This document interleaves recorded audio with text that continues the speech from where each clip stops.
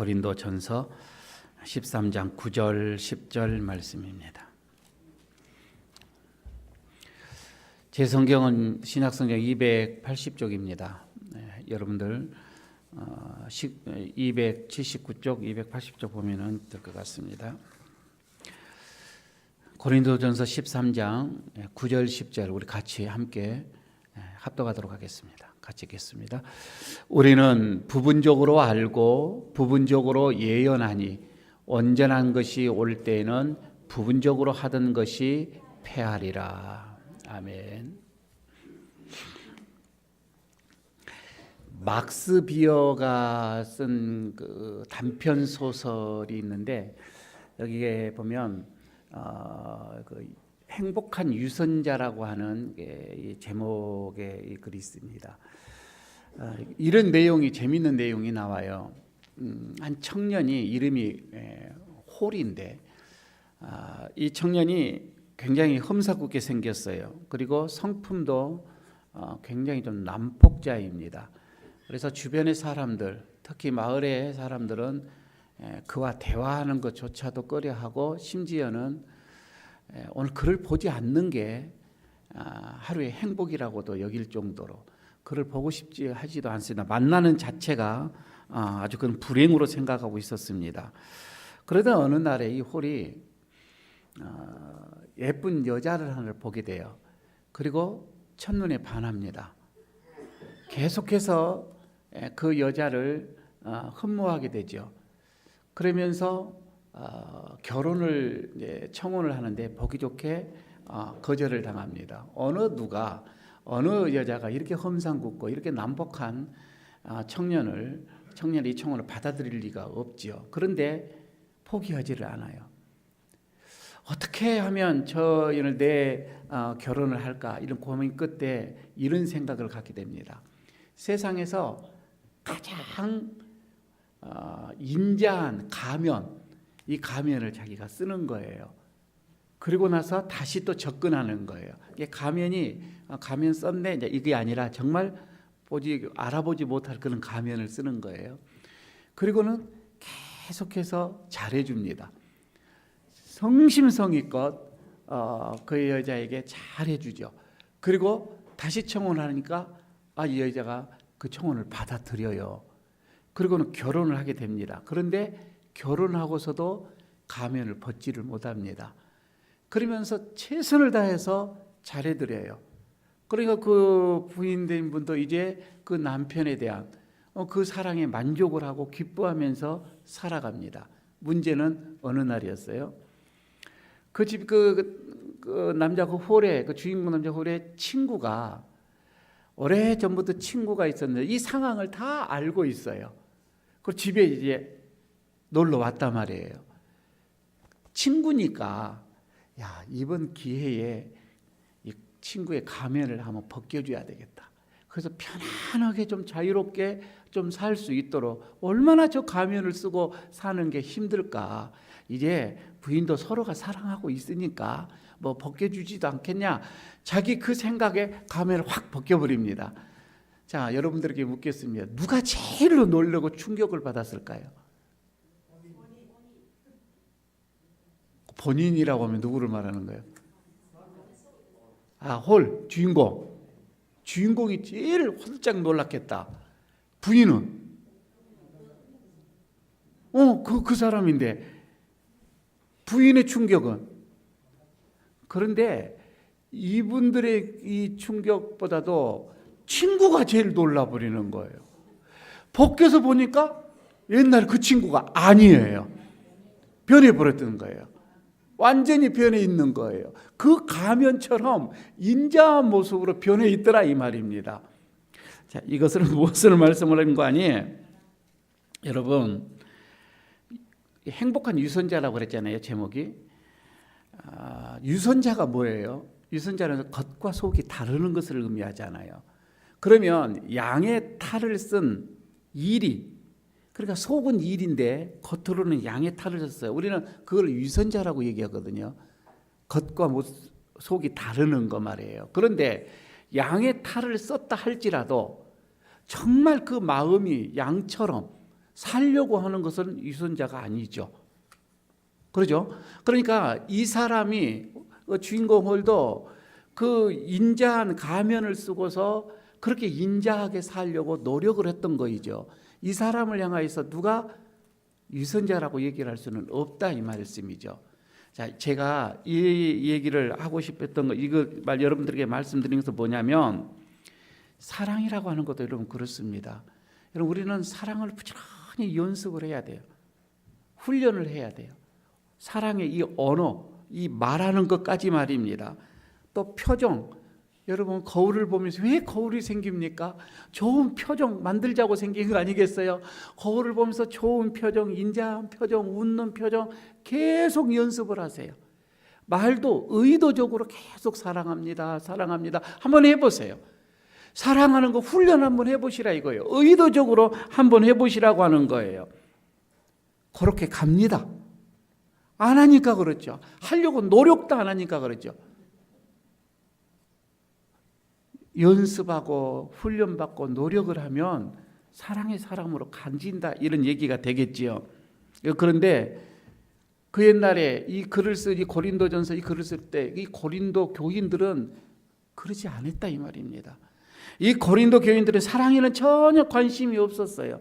그냥 하나님께서 나에게 주시는 어떤 재능, 어떤 은사, 어떤 이런 물질 이런 것만 받기를 그들은 거기에만 관심을 갖는 거예요.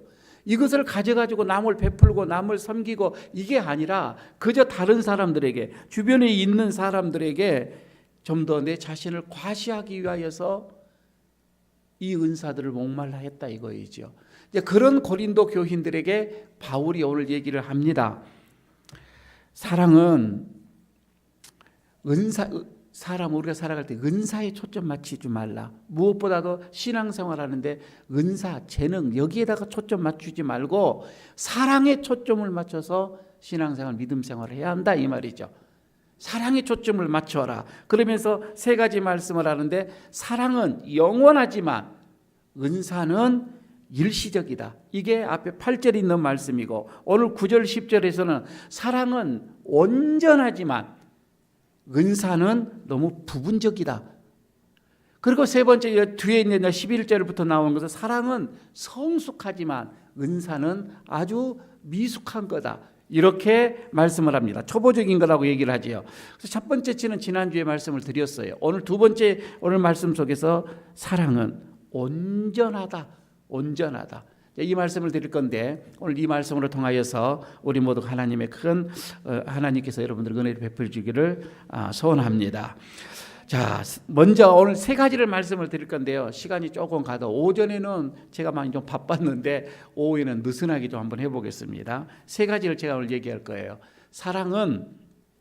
먼저 은사는 먼저 보겠습니다. 은사는 부분적이다. 그래서 오늘 본문을 9절 10절을 보면서요. 부분적이다 세 번을 얘기를 합니다. 은사는 우리는 부분적으로 알고 부분적으로 예언하고 언제라는 것이 올 때는 부분적으로 하던 것이 폐하여지고 그럼 지금 여기에서 이 12절에서도 부분적으로 한번 또 얘기를 한번 더 나옵니다. 그러니까 부분적으로 이 말은 온전하지 못하다고 하는 것이잖아요. 그러니까 절대적이지 못하다. 부분적인 그런 거예요. 한쪽 부분만 이런 얘기니까 이거는 절대적이지가 않다. 온전하지가 못하다. 어느 한 부분에 속한 거다. 이런 뜻으로 되겠지요. 우리가 여러분 특히 박사들을 말해요. 여러분 우리가 낼 때 박사들은 참 많이 공부하고 많이 연구하고 많이 알겠다라고 하는데 그게 아니라 정말 부분적이에요. 그쪽만 알아요. 그쪽만. 다른 거는 정말 모를 거예요. 그러니까 우리가 많이 여러분 안다고 할 때도요. 그거 부분적으로 알아요. 온전하게 다 안다 이렇게 생각하면 안 되겠지요. 그래서 바울이 이렇게 얘기를 합니다. 고린도전서 8장 2절에 보게 되면은 만일 누구든지 무엇을 아는 줄로 생각하면 내 자신이 뭔가를 다 안다, 안 줄로 생각하면 그거는 아직도 마땅히 알 것을 알지 못한다 이렇게 얘기를 합니다. 여러분 내가 나는 많이 안다라고 생각을 한다면요. 나는 아직도 많이 부족하다 그 말이에요. 그 말.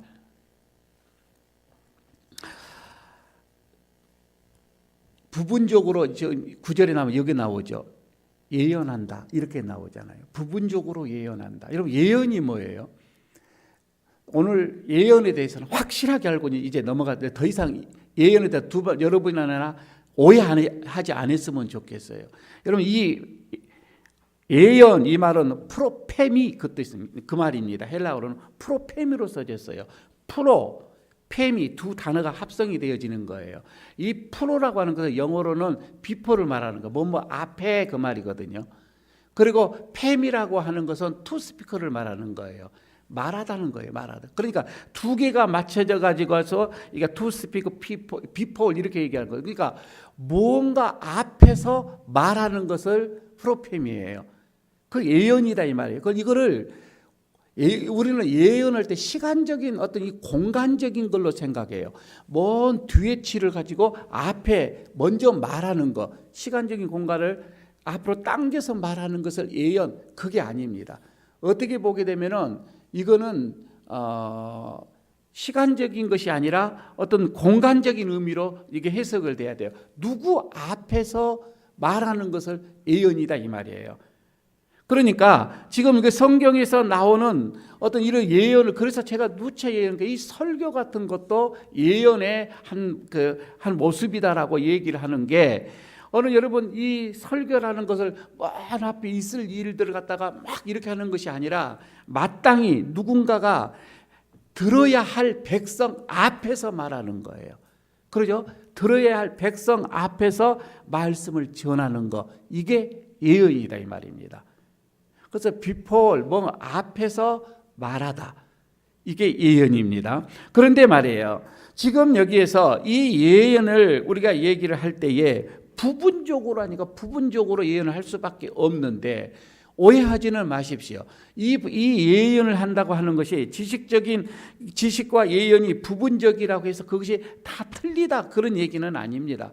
틀리다 그 뜻이 아니고, 우리는 자녀들에게 이렇게 하잖아요. 이게 1 더하기 1은 2잖아요. 이렇게 가르치지만은 그 뒤에는, 거기에는 무수하게 곱하기도 있고 나누기도 있고 분수도 있고 어떤 많아요. 그 부분에 하나를 얘기하는 거, 그런 것과 같다 이거입니다.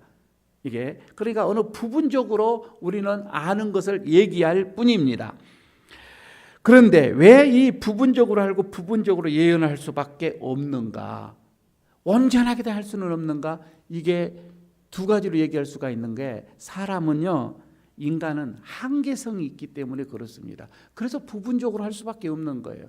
인간의 한계성, 한계가 있다 이 말입니다. 유한하다 이 말입니다. 하나님은 무한하신데 우리는 유한하는 겁니다. 정해져 있다 이 말입니다. 유한한 인간의 머리에서 아무리 여러분 짜고 짠다 할지라도 하나님의 그 무한하시는 것을 우리는 깨달을 수가 없는 거이죠. 예컨대 예수님은 100% 하나님이셔요.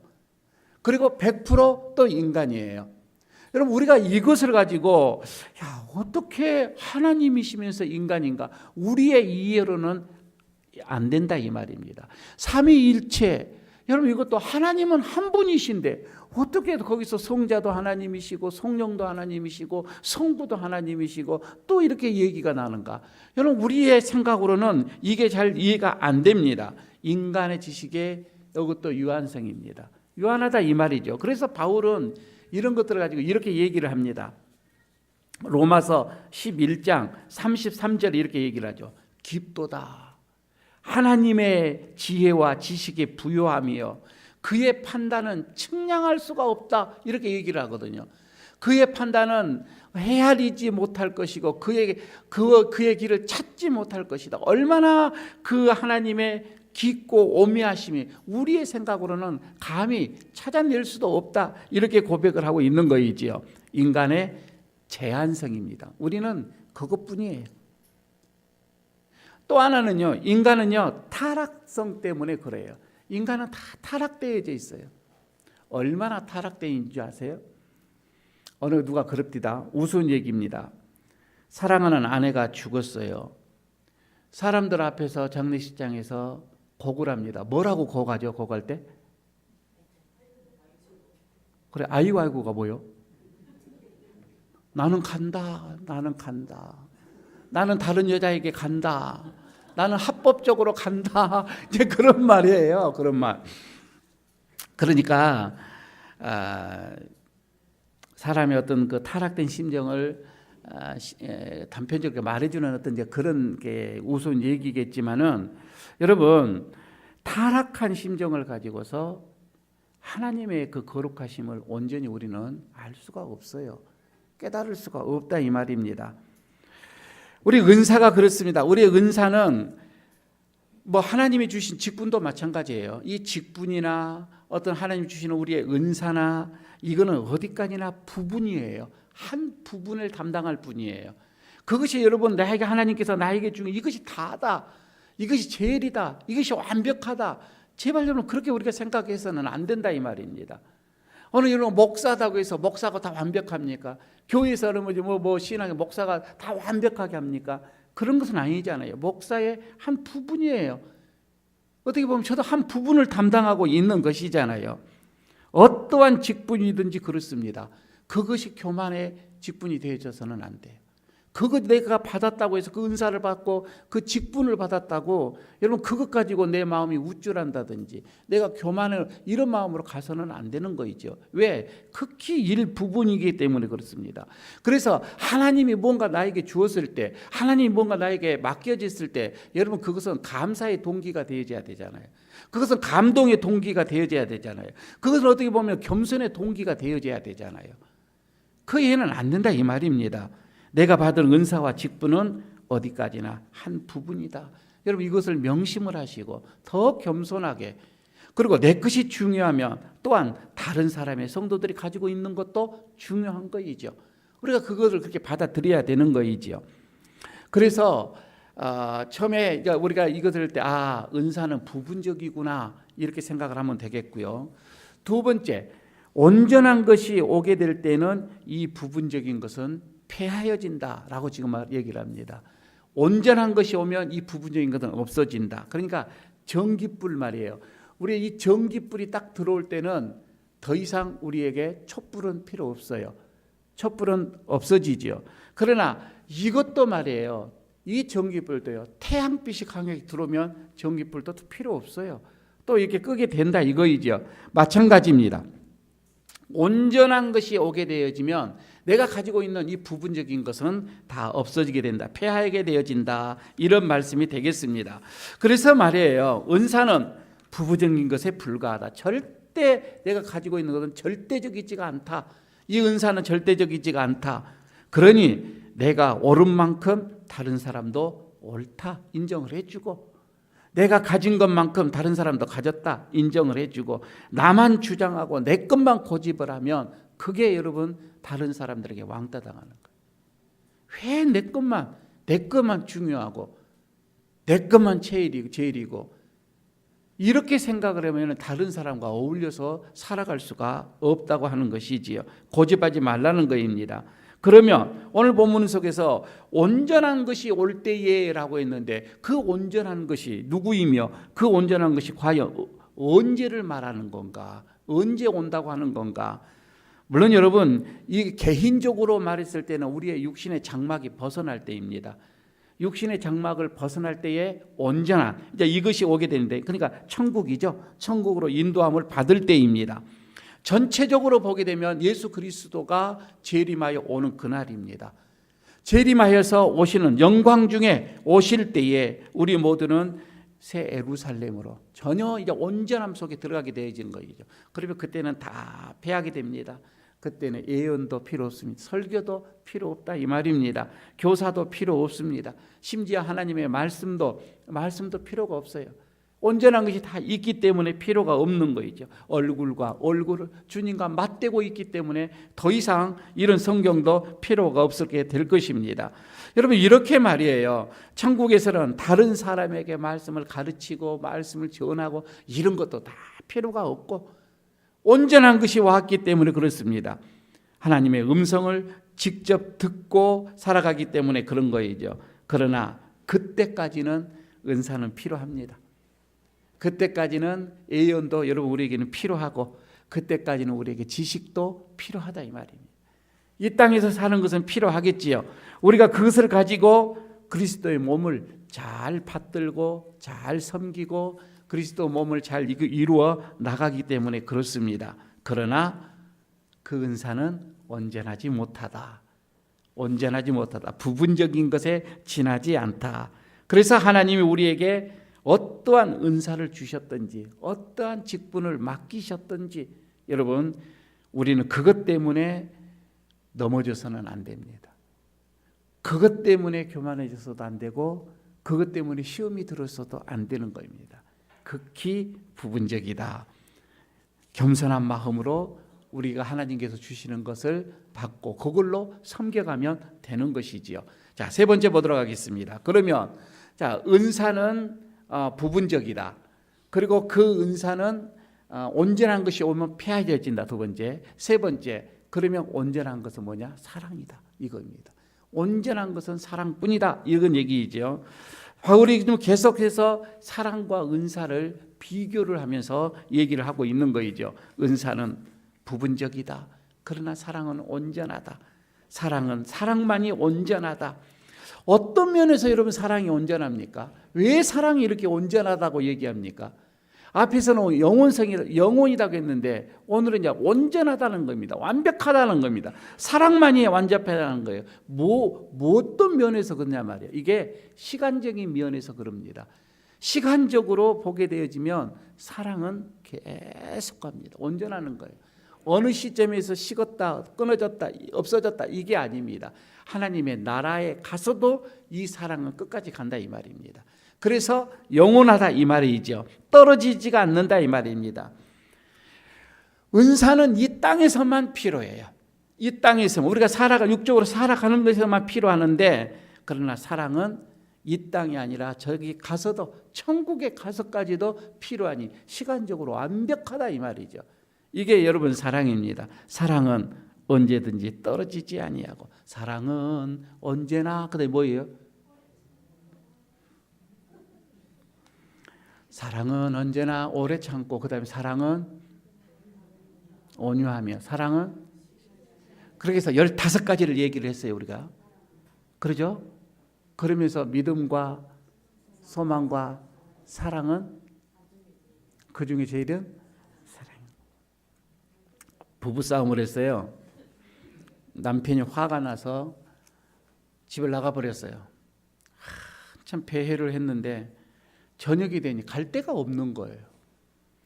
다시 집 앞을 이제 집 근처로 이렇게 끼우게 이렇게 들어가지도 남자의 자존심 때문에 또 자존심은 있어서 집은 들어가지 못하고 배회를 하고 있는데 집 안에서 아내가 찬송을 합니다. 남편이 돌아오지 않으니까 어디서 뭘 할까 하면서 아내가 남편 들어오기까지 찬송을 하면서 마음을 달립니다. 멀리 멀리 갔더니 처량하고 곤하여 슬프고도 외로워 정처 없이 다니니. 이거는 남편의 얘기죠. 아내가 그럽니다. 돌아와 돌아와 마음이 고난 자여. 이제 그 얘기를 듣고서 남편이 멀리 멀리 갔더니 이 찬양을 하는 거예요. 그 찬양을 듣고서 아내가 그럽니다. 사랑밖에 없구나. 그래서 조금 전에 불렀던 것은 사랑은 언제나 오래 참고 사랑 조금만 오래 참았으면 이런 싸움할 일이 없을 텐데. 그러죠? 싸울 일이 없을 텐데. 여러분 사랑은요 그렇습니다. 우리에게 시간적으로 환경적으로 모든 것을 초월할 수 있는 것은 사랑밖에 없습니다. 교회에서요 결국 여러분 보십시오. 사랑만 남습니다. 사랑만 남습니다. 여러분 우리의 인생이 80이고 90이죠. 우리가 이 세상을 마무리하고 하나님 앞에 설 때 우리 남는 거요 사랑밖에 안 남아요. 내가 누구를 얼마만큼 사랑하고 사랑을 베풀었는가 그것만 남기고 우리는 가게 될 것입니다. 두 번째, 이 사랑은 공간적인 면에서도 완전합니다. 시간적인 것도 완전하지만 공간적으로도 완전하다 이 말입니다. 그러니까 사랑이 존재하지 못할 그 영역은 없어요. 어느 곳에든지 이 사랑은 다 이렇게 존재하게 되어진다 이거이지요. 우리의 삶 속에서 그래서 무슨 일을, 어떠한 일을 누구하고 어디에서 어떤 시기에 모든 게 거기 안에는 여러분 사랑이에요. 사랑만이 안전하다 이 말이죠. 그래서 여러분 사랑만 있으면 그러지 않아요. 사랑만 있으면 문제될 게 없다 이 말입니다. 여러분의 가정에서 왜 이렇게 문제가 일어납니까? 사랑이에요. 사랑의 문제예요. 여러분 자녀들과의 문제가 왜 그렇습니까? 사랑의 문제예요. 결국은 여러분 이거예요. 어느 곳에든지 여러분 이 사랑만 있으면은 모든 문제는 해결된다라고 하는 것입니다. 지금은 자꾸 하셔서 지금 없지만 김홍섭 판사님이라고 혹시 여러분 들어보셨는지 모르겠습니다. 어르신네들은 좀 아실 건데 김홍섭 판사님이 아주 유명하죠. 이분이 이 그 교도소 같은 데서 많이 또 전도도 많이 했고 아주 겸손하시면서도 훌륭하신 분입니다. 한 번은 이분이 재판을 하는데 이혼 재판을 하게 되었는데 두 분이 이게 이혼을 합의 이혼을 하고 이제 오게 되어졌는데 가만히 보니까 문제는 자기 자식 문제예요. 자식을 누가 서로 안 맡으려고 하는 거예요. 그럼 이 자식 어떻게 하겠느냐. 그래서 김홍석 이 판사님이 이렇게 그 조정 기간이 있잖아요. 3주간인가 사실 조정 기간에 숙제 하나를 내줬답니다. 당신네들 이때까지 이 숙제 안 해오면은 내가 이혼 안 해주겠다. 판결 안 해줄 테니까 이 숙제는 꼭 해봐라 해서 뭐라고 숙제했냐면 고린도전서 13장 이거를 100번을 각자 읽고 온다. 그냥 이랬단 말이에요. 100번을 읽고 오는 것을 숙제를 내줬어요. 그런데 정말 이 두 사람이 고린도전서 이 13장을 읽는 도중에 본인들이 뒤집어진 거예요. 그래서 둘이가 다시 아파가지고는 이혼 안 하겠다고 하는 그런 사례가 있었습니다. 실제로 있었다 이 말입니다. 모든 게 이런 저는 사랑의 문제라고 봐집니다. 여러분 지금 내가 가지고 있는 은사, 내가 가지고 있는 직분, 그게 중요한 거 아니에요. 내가 가지고 있는 어떤 이 재능, 그게 중요한 거 아니에요. 이건 극히 부분적이에요. 우리 살아가는데 인생에서 그게 부분적이에요. 크게 보이는 것 같지만 아니에요. 성경에서 그럽니다. 그건 부분적이다. 극히 부분적이다. 우리의 사람을 완성시키고 우리의 인생을 우리의 어떤 믿음을 완성시키는 것은 믿음이다 이 말입니다. 아니 사랑이다 이 말입니다. 사랑만이 완전하다 이 말입니다. 그래서 우리가 신앙생활 할 때에 신기한 영상을 어떤 그 보이기 좋고 다른 사람 인정받기 좋고 어떤 은사나 어떤 재능이나 이런데 여러분 좀 집중하지 마시고 사랑에 집중하시라 이 말입니다. 오늘 하루 여러분 교회에서 하루 종일 지금 섬기고 가잖아요. 얼마만큼 주변 사람 우리 가깝게 있는 사람들이 사랑의 표현 한번 얼마나 하셨습니까? 사랑한다 말 한 말 하셨습니까? 사랑의 표정 한번 해주셨습니까?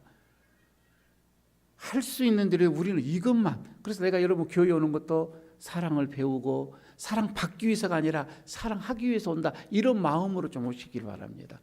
그리고 이 사랑에다 집중하십시오. 그게 사람을 살리는 길이에요. 그게 영혼을 살리는 길이에요. 그게 사람을 성숙하게 하는 길이에요. 그게 믿음을 키워주는 길이다 이 말입니다. 사랑만 하시라 이 말입니다. 여러분 이렇게 직분이나 은사에 연연하지 마시고 우리의 영혼을 풍성하게 하는 이런 사랑에 여러분 우리가 집중을 하게 되어지면 분명히 하나님께서는 우리에게 여러분 사소한 것에 거기서 우리가 걸려 넘을 일은 없을 것입니다. 그리고 좀 더 우리가 주님과 더 가까이 가지는 주님의 모습으로 닮아가는 그런 저와 여러분이 될 줄로 믿습니다. 한 주간 우리들에게 한 주간을 또 허락하시는데 힘써 사랑을 실천하시기를 바랍니다. 사랑을 훈련하시기를 바랍니다. 우리 여러분의 삶 속에서 사랑의 꽃이 아름답게 피기를 바랍니다. 그리고 그 꽃핌 속에서 사랑의 열매도 맺혀지기를 바라겠습니다. 한 주 동안 사랑의 한 주간이 되시기를 축복합니다.